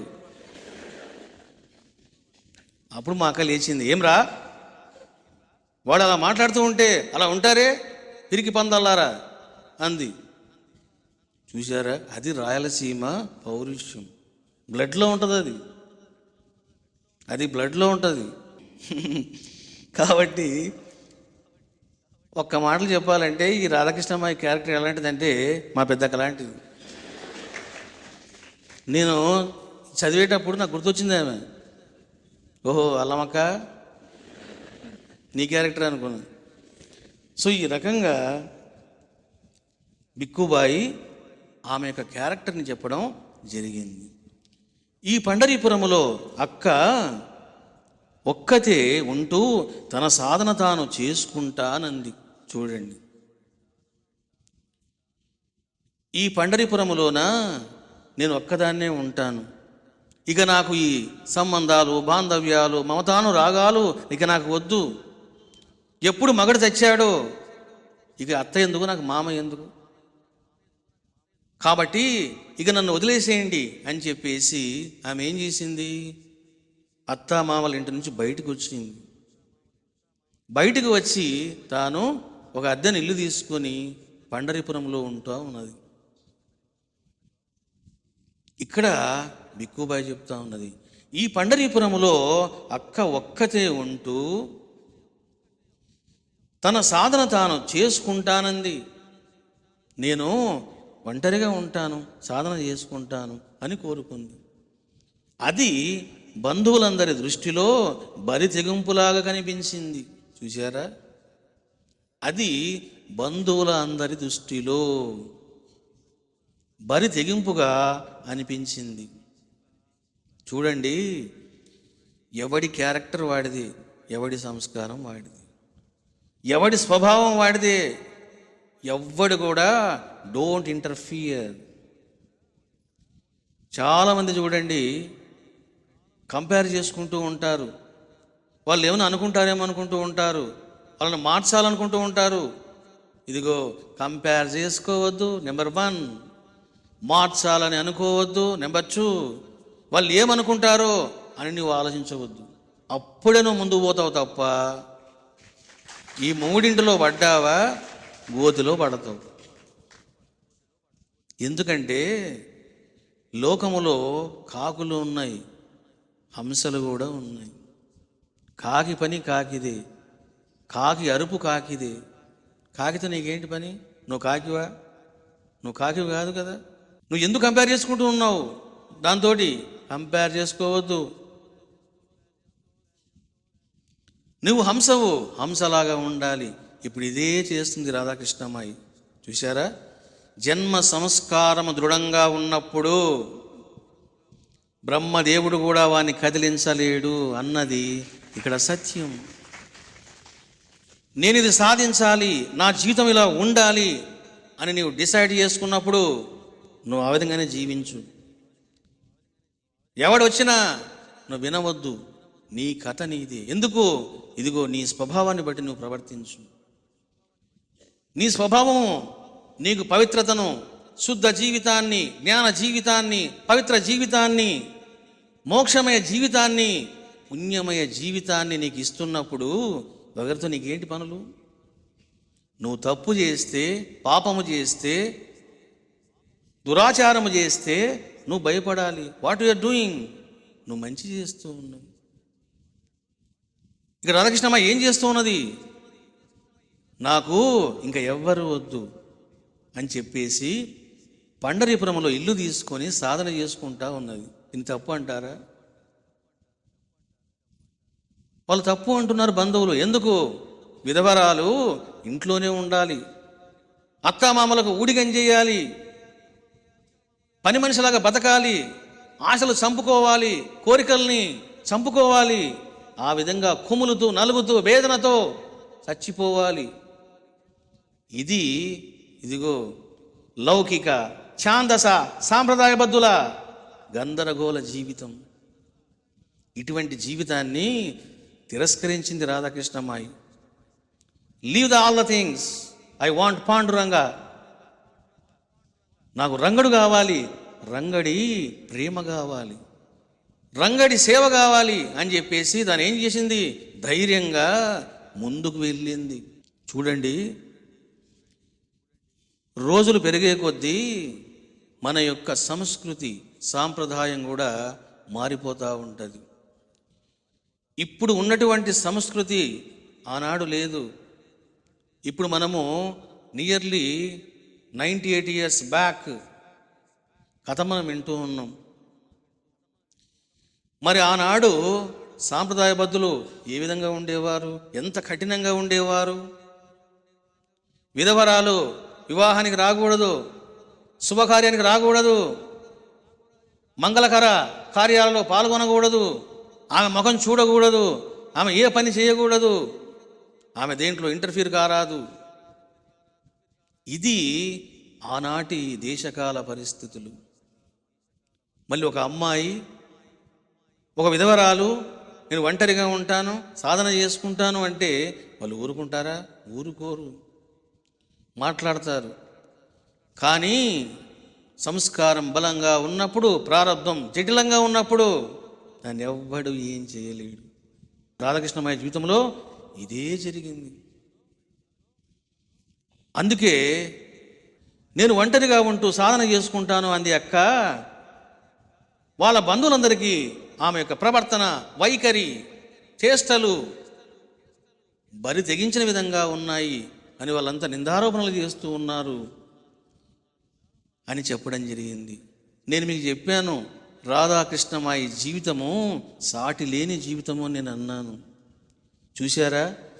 ఆమె యొక్క వైరాగ్య స్థితి, ఆమె యొక్క ప్రవర్తన, ఆమె యొక్క సుగుణాలు డిఫరెంట్గా ఉంటాయి. ఎందరో సాధకులు, ఎందరో సిద్ధపురుషులను సేవిస్తూ ఉంటారు. ఇటువంటి కఠిన వైఖరి, ఇటువంటి ప్రత్యేకమైనటువంటి ప్రవర్తన నేను ఏ భక్తుడి జీవితంలో కూడా చూడలేదు. అటువంటి మహిమాన్వితురాలు రాధాకృష్ణ మాయి. చూడండి, మరి రాధాకృష్ణమాయికి ఎందుకు ఇంతటి సంస్కారము, ఇంతటి సుగుణాలు వచ్చాయి అని అంటే సాంగత్య మహిమ. ఏమిటా సాంగత్యం? వాట్ ద బ్యాక్గ్రౌండ్ పవర్ అని మనం చూసినప్పుడు రాధాకృష్ణమాయికి ఆదర్శమూర్తి ఎవరయ్యా అంటే మీరాబాయి.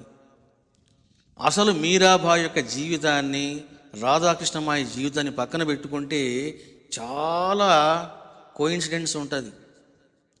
నాకైతే ఆశ్చర్యం వేసింది. మీరాబాయి జీవితాన్ని పూర్తిగా స్కాన్ చేశాను, రాధాకృష్ణమాయి జీవితాన్ని పూర్తిగా స్కాన్ చేసి రెండు కంపేర్ చేసుకుంటే ఇదిగో పక్కపక్కనే ఉంటాయి. ఆమె ఎట్లా, సేమ్ థింగ్ ఇట్లా. ఆమె క్యారెక్టర్, ఈమె క్యారెక్టర్. ఆమె సుగుణాలు, ఈమె సుగుణాలు. ఆమె పడిన కష్టాలు, ఈమె పడిన కష్టాలు. ఒక్కసారి నాకు డౌట్ కూడా వచ్చింది, అసలు మీరాబాయి మళ్ళీ పుట్టిందా అని. అంటే అంత కోయిన్సిడెన్స్ ఉంటుంది మీరాబాయికి, రాధాకృష్ణమాయికి. ఇప్పుడు ఏ విధంగా అయితే రాధాకృష్ణమాయి బిహేవ్ చేస్తూ ఉందో, ఇదిగో మీరాబాయి జీవితంలో కూడా ఇటువంటి అద్భుత సన్నివేశం ఉంది. మీరాబాయి అంటే ఎవరు? ఒక రాజకుమారి. బుద్ధుడు ఏ విధంగా అయితే రాజకుమారుడో, మీరాబాయి కూడా ఒక రాజకుమారి. సకల భోగాలు, సకల వైభవాలు, సకల సంపదలతో తాను ఎంతో అనుభవించవచ్చు. కానీ అవన్నీ ప్రక్కన పెట్టేసి నాకు కృష్ణుడు కావాలి, కృష్ణుడే నా భర్త అన్నటువంటి దృక్పథముతో ముందుకు వెళ్ళింది మీరాబాయి. మీరాబాయికి పెళ్లి చేశారు, మరి సంసారం చేయాలి కదా. ఆమె సంసారం చేయలేదు. భర్తకు చెప్పింది. వివాహమైనటువంటి 3 రోజుల తర్వాత భర్త తన దగ్గరకు వచ్చినప్పుడు ఒకటే ఒక డైలాగ్ అన్నది మీరాబాయి. పరపురుషుడి భార్యను మీరు తాకుతారా? బుద్ధిమంతుడు ఆ విధంగా బిహేవ్ చేస్తాడా అంటుంది మీరాబాయి. భర్తకు మతిపోతుంది. పరపురుషుడు ఎవరు? అసలు నువ్వెవరు, నేనెవరు? ఈ రాజు అనుకున్నాడు ఈమెకి ఏమన్నా లవ్ అఫేర్ ఉందేమో అని అనుకున్నాడు. వెంటనే ఎప్పుడైతే పరపురుషుడిని ప్రేమించిన దానిని నువ్వు ఇలా చేస్తావా అన్నప్పుడు వెంటనే కోపం వచ్చింది భర్తకు. రాణా సింగ్ అంటారు అతని పేరు. వెంటనే కత్తి తీశాడు. తీసి ముక్కలు ముక్కలుగా నరుకుతాను నీ ప్రియుడిని. ఎవడు వాడు? నీకు ఇష్టం లేనప్పుడు నన్ను ఎందుకు పెళ్లి చేసుకున్నావు? నిన్ను చంపుతాను, వాణ్ణి కూడా చంపుతాను. చెప్పు వాడి పేరేమిటో అన్నాడు ఆవేశముతో. అప్పుడు మీరాబాయి పక్క నవ్విందంట. ఒరే పిచ్చివాడా, నా ప్రియుడు అంటే, నా లవర్ అంటే నువ్వు ఎవరనుకుంటున్నావు? మామూలు మనిషి కాదు, శ్రీకృష్ణుడే నా లవరు, నా భర్త అన్నది మీరాబాయి. మొగుడు అనుకున్నాడు, ఓ సింతేనా అనుకున్నాడు. చూడండి, అతను అనుకున్నాడు ఓహో దీనికి పిచ్చి బాగా పెట్టింది, కొన్నాళ్ళు వెయిట్ చేస్తే ఈమెను మార్చొచ్చు అనుకున్నాడు. ఎక్కడ మార్చేది? ఎవరిని కేర్ చేయడం లేదు, ఎవరి మాట వినడం లేదు. ఎంతసేపు కృష్ణ కృష్ణ కృష్ణ అని పాటలు పాడడం, భజనలు చేయడం, ధ్యానం చేయడం, పారవశ్యములో ఉండడం, కృష్ణునితో మాట్లాడుతూ ఉన్నట్లు ఆమె మాట్లాడడం, ఇవన్నీ జరుగుతూ ఉన్నాయి. మరి ఏం జరిగింది?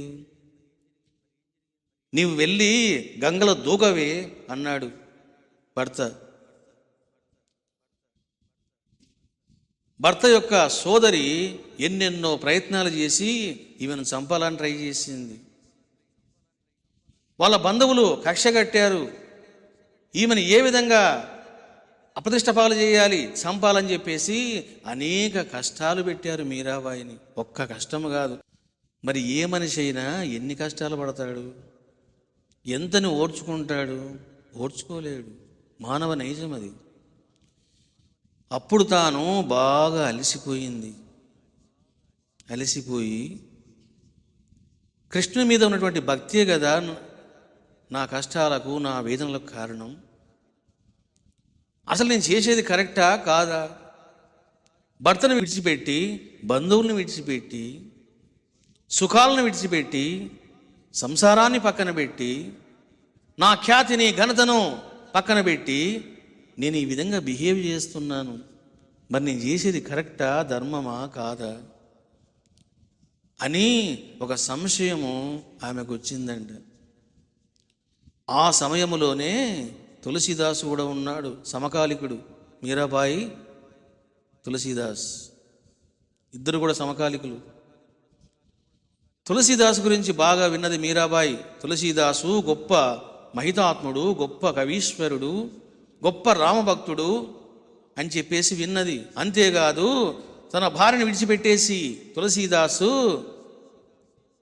తత్వప్రచారం చేస్తూ ఉన్నాడు, రాముని గురించి చెబుతూ ఉన్నాడని విన్నది మీరాబాయి. ఓకే, నాకు మొగుడు పోయాడు, అతనికి పెళ్ళాం పోయింది, ఓహో ఇతను నాకు సరైన సమాధానం చెప్తాడని చెప్పి తులసీదాసు ఒక ఉత్తరం రాసింది.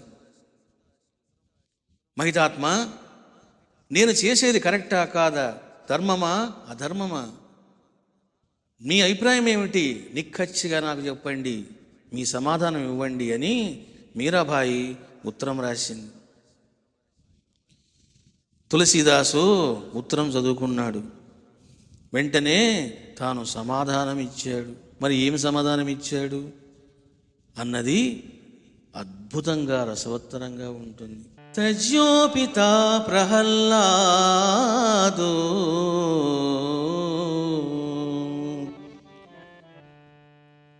అమ్మా మీరాబాయి, ప్రహ్లాదుడు తన తండ్రి అయినటువంటి హిరణ్యకశ్యపుడిని త్యజించాడు శ్రీహరి కోసం. విభీషణు బంధో భరతు మహుతరీ,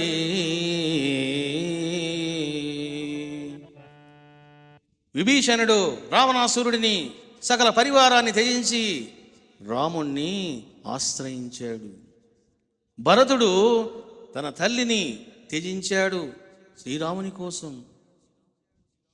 బలిగురు తజియే, బలి చక్రవర్తి తనకు ఎన్నో బోధలు చేసినటువంటి ఆచార్యుని కూడా త్యజించాడు. కాంతు బ్రజు బనితను భయే మును మంగళకారి,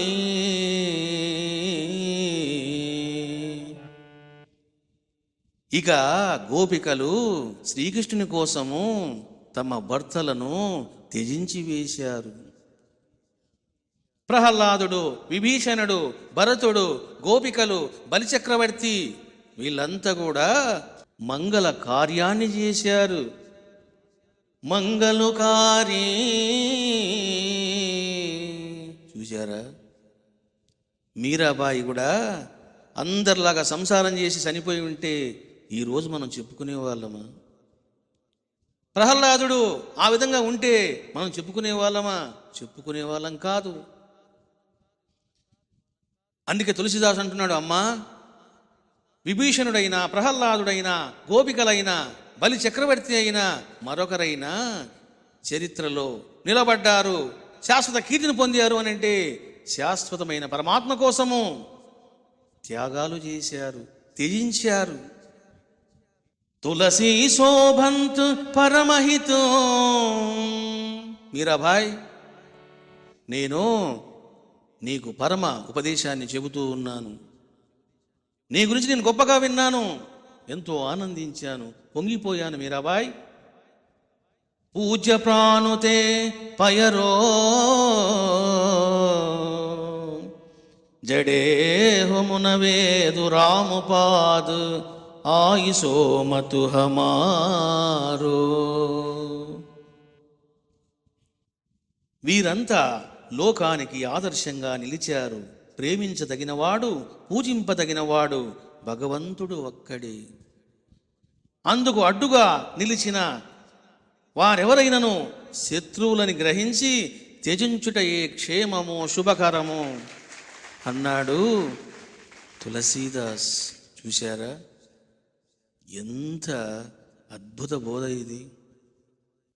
జీవన సత్యము ఇక్కడ ఆవిష్కరింపబడి ఉంది. పూజించదగినవాడు, ప్రేమించదగినవాడు ఒక్క భగవంతుడే. భార్య ప్రేమించవలసింది భర్తను కాదు, భర్త ప్రేమించవలసింది భార్యను కాదు. భార్య భర్త ఇద్దరు కలిసి ఆ పరమాత్మను ప్రేమించాలి, పూజించాలి అనే నీతి లోకానికి అర్థమవుతుందా? లోకానికి జీర్ణమవుతుందా? నా భర్తకు నా మీద ఎంత ప్రేమ ఉన్నది, నా మీద నా భార్యకి ఎంత ప్రేమ ఉన్నది, నా కొడుకు ఎంత ప్రేమ ఉన్నది అని మనము తూకం వేస్తూ ఉంటాం. ఏమిటి తూకాలు? పనికిమాలిన తూకాలు. ఇటువంటి నువ్వు లెక్కలు వేసి తూకాలు వేసి ఏం చేస్తావు? ఒకనాడు ఏడుస్తావు కూర్చొని. ఎందుకో తెలిసినా, కలిసిన వాడు విడిపోక తప్పదు. సంయోగము వియోగము కాక తప్పదు. ఆనందం ఒకనాడు పరమ దుఃఖంగా మారక తప్పదు. మారని వాడు, కాలములో చెదరని వాడు ఎవడు అని అంటే అది కేవలం భగవంతుడు. ఆ భగవంతుని ప్రతిరూపమైన సిద్ధ గురువు అని తెలుసుకున్నప్పుడే జీవితం శోభాయమానమవుతుంది. తులసిదాస్ అంటున్నాడు, మీరాబాయ్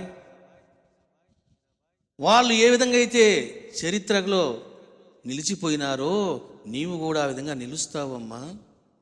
భక్తి అంటే ఏమిటో, జ్ఞానం అంటే ఏమిటో, ఆధ్యాత్మికత అంటే ఏమిటో, దేవుడు అంటే ఏమిటో, మోక్షం అంటే ఏమిటో, సత్యం అంటే ఏమిటో, నిత్యం అంటే ఏమిటో, శాశ్వతం అంటే ఏమిటో ఆ అజ్ఞానులకు, మోహాంధులకు, అవివేకులకు ఎలా తెలుస్తుంది?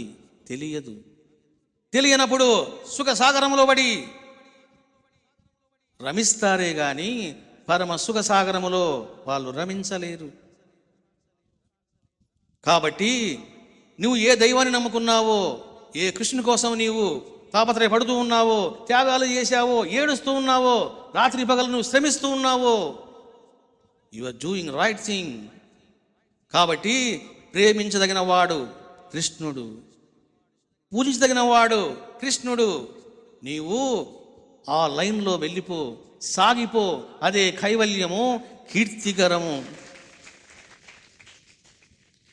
ఒకవేళ గనక నీవు అలా వెళ్ళకపోతే నీకు క్షేమము కాదు, అశుభము అన్నాడు తులసీదాస్. చూశారా? ఇది నిజమైనటువంటి జీవితం అంటే. మీరా శ్రీకృష్ణుడు, రాధాకృష్ణమాయి షిరిడి సాయిబాబా. ఈరోజు మనము ఇంతగా ప్రవచనం చేస్తున్నామంటే ఎంతటి సేవా నిరతి ఆమె కలిగి ఉండాలి, రాధాకృష్ణమాయి. చూశారా? కాబట్టి మీరాబాయే కాదు, రాధాకృష్ణమాయే కాదు, నీకు కూడా అర్హత ఉన్నది.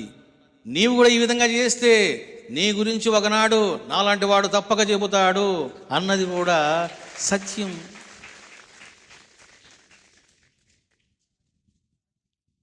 కాలములో ఇదిగో కొంతకాలం తర్వాత మనం వెళ్ళిపోతాం.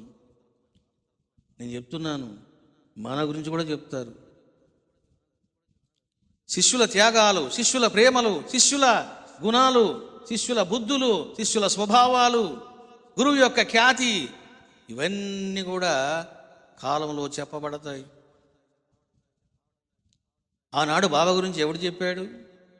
చూడండి, ఆఫ్టర్ 90 years ఇప్పుడు ఆ టైం వచ్చింది. షిరిడి బాబా గురించి, షిరిడి బాబా భక్తుల గురించి ఎవరికైనా తెలుసా? ఎంతసేపు రామాయణము, మహాభారతము, భాగవతము, పురాణాలు, శాస్త్రాలు అంటున్నారే కానీ సాటి లేని గురువు ఉన్నాడు.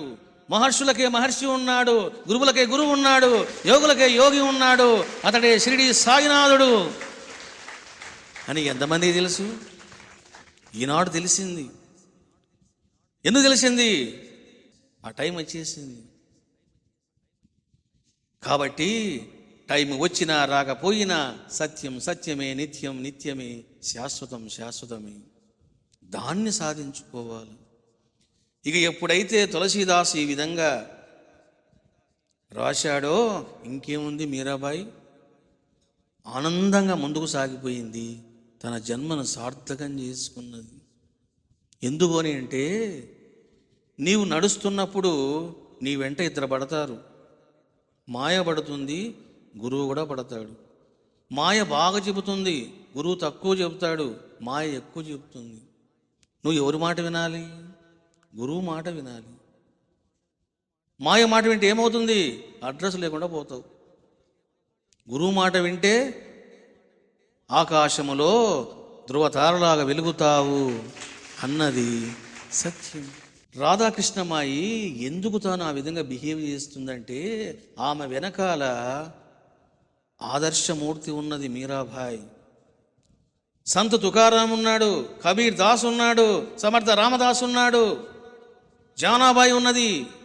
ఇగో ఇటువంటి భక్తులు ఆమె వెనక ఉన్నారు. ఆమె అధ్యయనం చేసింది, ఆదర్శంగా తీసుకున్నది.